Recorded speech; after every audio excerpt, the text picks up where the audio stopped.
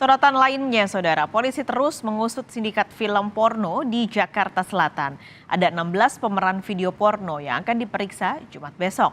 Penyelidikan kasus ini diharapkan tidak hanya soal pornografi, tapi juga pidana lain seperti pencucian uang. Polisi menangkap para tersangka kasus rumah produksi film porno di dua lokasi berbeda.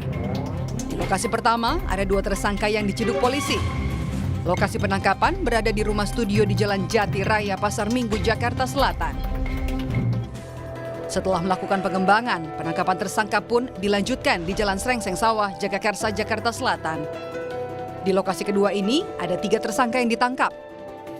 Di lokasi ini juga, polisi menggeledah dan menyita sejumlah barang bukti produksi film porno, yakni 1 set alat syuting, 5 harddisk, 5 handphone, 2 laptop, 2 PC komputer, dan 2 televisi. Polisi menyebut meminta Kominfo memblokir 3 situs porno dari rumah produksi ini. Tak hanya itu, polisi juga akan memblokir nomor rekening milik rumah produksi film porno serta memeriksa sejumlah pemeran. 16 talent yang akan kita lakukan proses pemeriksaan pada minggu ini, khususnya di hari Jumat.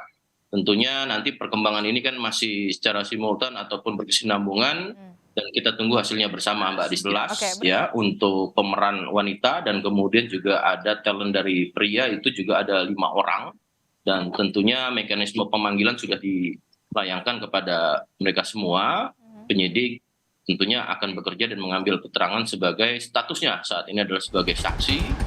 Kriminolog Adrianus Meliala meminta polisi tak hanya mengusut soal pornografi semata, tapi juga pidana lainnya. Maka saya berharap bahwa teman-teman kepolisian jangan hanya membatasi pada konteks pornografinya, tapi indikasi pada tadi ya pelibatan atau adanya alkohol, prostitusi, perjudian dan yang lainnya yang biasanya secara kasusal itu kemudian dekat-dekat terjadinya. Demikian uang juga gitu ya. Kalau tadi kita bicara mengenai bahwa yang bersangkutan sudah ada uang berapa 500 juta, tentu sebagai satu hasil daripada bisnis haram, itu mereka akan ngeri ya kalau masuk ke dalam atau dimasukkan ke dalam rekening koran ya,